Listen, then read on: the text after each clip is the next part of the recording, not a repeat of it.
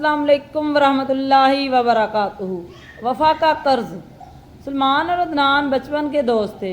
दोनों ने मिलकर बिजनेस शुरू किया। वक्त अच्छा चल रहा था। फिर एक दिन अदनान के वालिद बीमार पड़ गए। इलाज के लिए लाखों रुपए चाहिए थे। अदनान ने सलमान से मदद मांगी।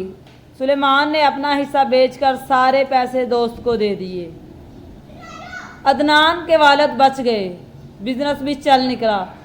साल गुजर गए। अदनान अमीर हो गया। बड़ी कोठी, गाड़ियाँ, सब कुछ।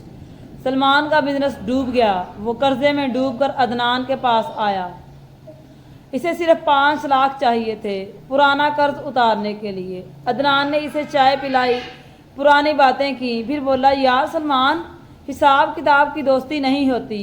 पैसे का लेन देन रिश्ते खराब कर देता है। तुम कोई और इंतज़ाम कर लो। सलमान खामोशी से उठकर चला गया। इसने किसी से शिकायत नहीं की, बस इतना कहा, वफा का कर्ज पैसों से नहीं उतरता। कुछ महीने बाद अदनान का बड़ा एक्सीडेंट हो गया। अस्पताल वालों ने ऑपरेशन के लिए फाइल आगे बढ़ाने से इनकार कर दिया। पैसे तो थे मगर गाड़ी देने वाला कोई नहीं था, गारंटी देने वाला कोई नहीं था। इसी वक्त सलमान आया। इसने सारी ज़मानत दी, अपना मकान बेचकर अदनान का इलाज करवाया। अदनान जब होश में आया तो सामने सलमान को पाया। अदनान की आंखों में आंसू थे। वो बोला, मैंने तुझसे वफा का कर्ज मांगा था, तूने जान देकर चुका दिया। सुलेमान ने मुस्कुरा कर कहा, दोस्ती में हिसाब नहीं होता अदनान।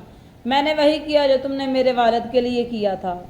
मुश्किल वक्त में जो साथ दे वही अपना है।